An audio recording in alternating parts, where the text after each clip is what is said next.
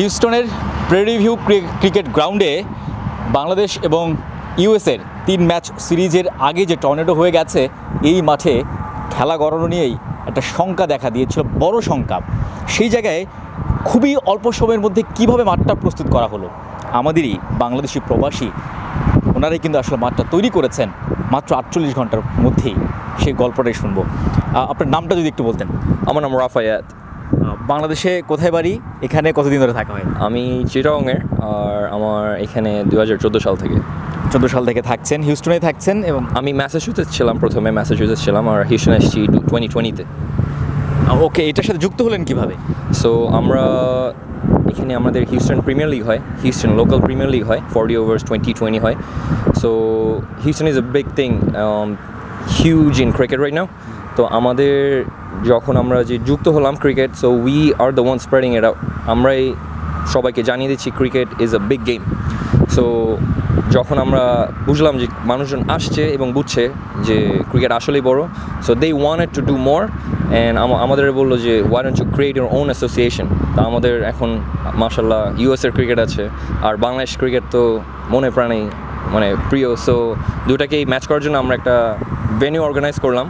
এই ভেন্যুটা আমাদের এখানে 6টা স্টেডিয়াম আছে এখানে টোটাল, 6টার মধ্যে এটি একটা, উইচ উই ডিসাইডেড টু খেলা যেখানে চালানোর কথা আমাদের।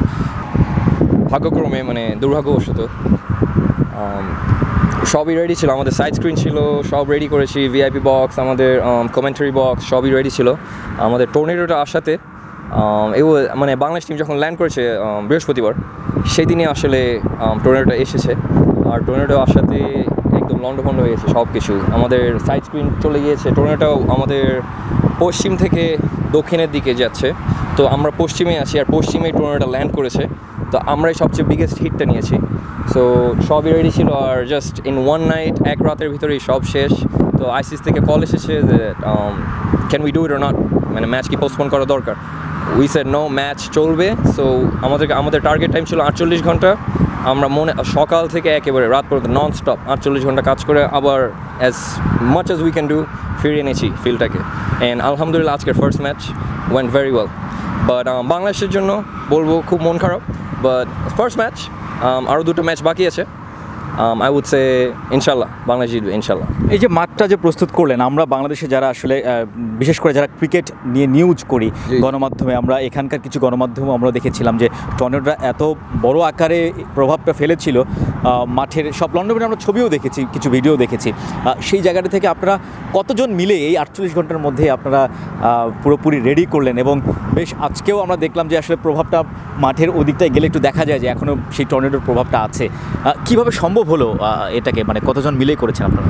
আমরা এখানে গ্রাউন্ড স্টাফ মিলে, আর সব গ্রাউন্ড স্টাফ, আমাদের গ্রাউন্ড স্টাফই আছে 80 জন, আর আমরা বাইরে থেকে ভলান্টিয়ার্সও এসেছে, এবং big thanks to all the volunteers. সবাই মিলে আমাদের 100 জনের উপর, 100-110 এরকম মানুষ মিলেই পুরোটা, এক একজন এক এক ডিপার্টমেন্টে ছিল। সো এক একটা করে আমরা সেট আপ করে ফেলেছি পুরোটাই। এখন যে স্ট্রাকচারটা দেখা যাচ্ছে স্টেডিয়ামের, এই স্ট্রাকচারটা তো টর্নেডোর পরে ছিল না। এই স্ট্রাকচারটা টর্নেডোর পরে ছিল না, আমরা টর্নেডোর আগে স্ট্রাকচারটা অনেক, এটা কিন্তু খুবই অল্প সময় করা। আমাদের টেন্ট কিছুই ছিল না এখানে, টর্নেডোর পরে কিছুই ছিল না। তো আমাদের মেকশিফট টেন্ট করা হয়েছে ফর দ্য অডিয়েন্স। আমাদের পার্টি স্ট্যান্ড যেটা আছে ওখানে, ওইটা আমাদের অ্যাকচুয়ালি পার্টি স্ট্যান্ডটা বাংলাদেশিদের জন্য, আর আমাদের শনিবারে অনেক বাঙালিরা আসবে, সো ওনাদের জন্য স্পেশালি ওইটাই করা। আর আমাদের ফিল্ড একদম সোক ছিল, পানি ছিল, সো ড্রেনেজ করতে হয়েছে, রোলিং করতে হয়েছে অনেক। পিচ তো একেবারেই সোকিং ওয়েট, আজকেও কিন্তু পিচ অনেক slow, from the rain and everything অনেক স্লো ছিল। অবশেষে খেলা মাঠে করা হলো, প্রথম ম্যাচটা শেষ হয়ে গেল। যেটা বলছিলেন আপনি যে বাংলাদেশের ব্যাড লাক, হয়তো ম্যাচটা হেরে গেছে, কিন্তু নেক্সট 2 ম্যাচ আছে। এই যে কাজ করেছেন, মাঠ তৈরি করেছেন, খেলা মাঠে করালো, অ্যাজ এ স্টাফ মানে খুশি তো একটা অন্যরকম থাকে, তাতে আবার বাংলাদেশের ম্যাচ। জি অবশ্যই খুশি তো, আলহামদুলিল্লাহ।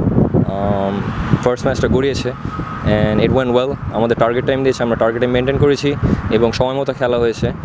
আর Bangladesh team and the American team, US team, both are happy with the field, because ওরা অ্যাকচুয়ালি টর্নেডোর পরে এসে দেখে গিয়েছে। সো ওদের আসলে বিশ্বাস হচ্ছিল না যে আসলে করা সম্ভব, ওরা আলহামদুলিল্লাহ করা হয়েছে and they were shocked and surprised যে আসলে এত কিছু করা সম্ভব 48 ঘন্টার ভিতর। তো both teams were really happy, আর খেলাও আলহামদুলিল্লাহ খুব ভালো হয়েছে। আর বাংলাদেশ তো আজকে first match, so I am not too sad that they lost, কিন্তু পরের দুটো ম্যাচ ইনশাল্লাহ ভালো হবে, ইনশাল্লাহ ভালো হবে। অনেক অনেক ধন্যবাদ আপনাকে। Thank you.